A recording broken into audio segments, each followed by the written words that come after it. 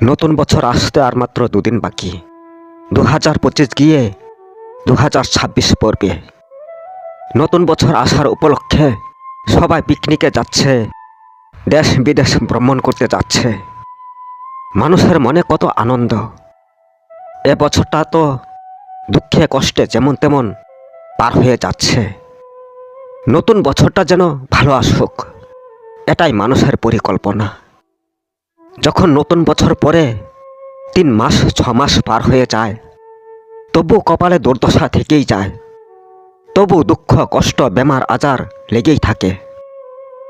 আসলে এটা আমাদের ভুল ধারণা যে নতুন বছর আসার সাথে সাথে সব পরিবর্তন হয়ে যাবে, বেমার আজার থাকবে না, দুঃখ শেষ হয়ে যাবে, সুখ চলে আসবে। এই ধারণাগুলো একেবারেই ভুল। বছর আসবে, বছর যাবে। বছরে কখনোই মানুষের ভালো মন্দ নিয়ে আসে না। ভালো মন্দ যার যার ভাগ্যে থাকে, বছরে থাকে না। তোমার দুঃখ, তোমার কষ্ট, তোমার সুখ আনন্দ সব তোমার ভাগ্যে পরিবহন করে, নতুন বছরে পরিবহন করে না। তোমার সুখ কত বছরের জন্য আছে সেটা নতুন বছরে দায়িত্ব নেয় না। তোমার দুঃখ কত বছরের জন্য আছে সেটাও নতুন বছরে দায়িত্ব নেয় না।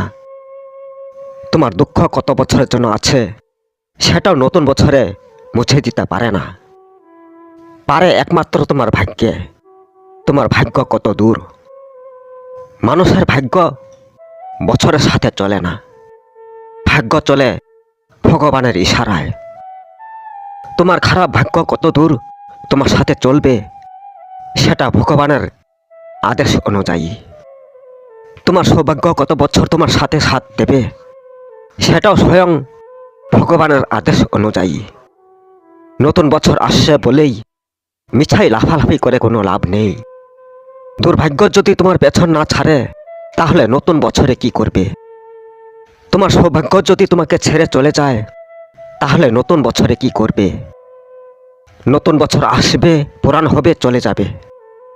আবার নতুন বছর আসবে, পুরাণ হবে, চলে যাবে। কিন্তু তোমার দুর্ভাগ্য যদি পুরাণ বছরের সাথে চলে না যায়, তোমার সৌভাগ্যই যদি নতুন বছরের সাথে না আসে, তখন কি করবে?